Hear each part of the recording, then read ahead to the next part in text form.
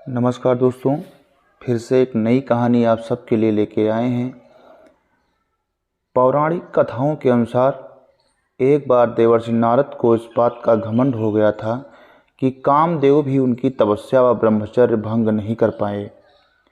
देवर्षि नारद ने यह बात भगवान शंकर को बताई, लेकिन महादेव ने कहा कि इस बात को भगवान विष्णु के सामने इतने अभिमान के साथ नहीं कहना।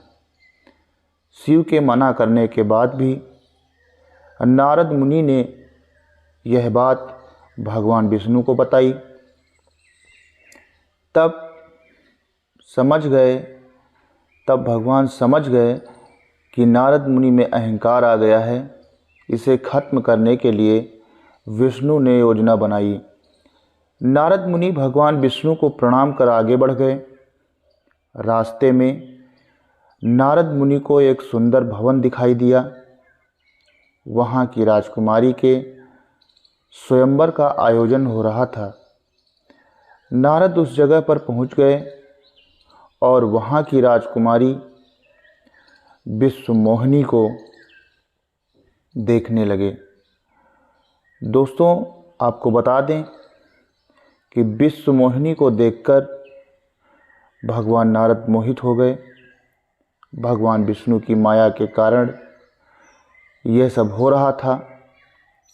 राजकुमारी का सुंदर रूप नारद मुनि के तप को भंग कर चुका था, जिस कारण उन्होंने स्वयंवर में हिस्सा लेने का मन बना लिया। राजकुमारी को पाने की इच्छा में नारद अपने स्वामी भगवान विष्णु के शरण में पहुंच गए और उनसे उनके समान सुंदर रूप पाने की इच्छा जाहिर की। भगवान विष्णु ने नारद की इच्छा के अनुसार उन्हें रूप दे दिया। नारद नहीं जानते थे कि भगवान विष्णु का एक वानर का भी रूप है। हरि रूप लेकर नारद उस स्वयंवर में पहुंच गए। उन्हें अपने आप पर इतना अभिमान हो गया था कि उन्होंने एक बार भी अपना चेहरा नहीं देखा।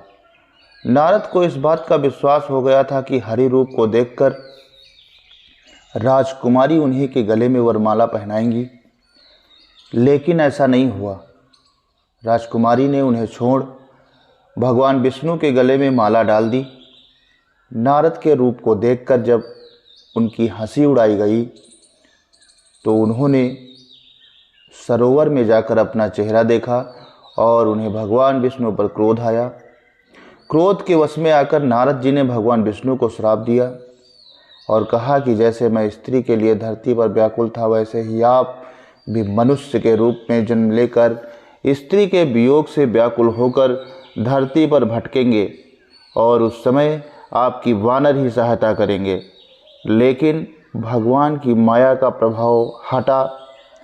तब नारद जी को अपनी गलती का एहसास हुआ और उन्होंने भगवान से तुरंत क्षमा मांगी। माना जाता है कि ब्रह्मर्षि नारद के दोनों ही श्राप फलीभूत हुए। भगवान विष्णु को राम के रूप में पृथ्वी पर अवतार लेना पड़ा और माता सीता का वियोग भी सहना पड़ा और वानरों ने उनकी सहायता की।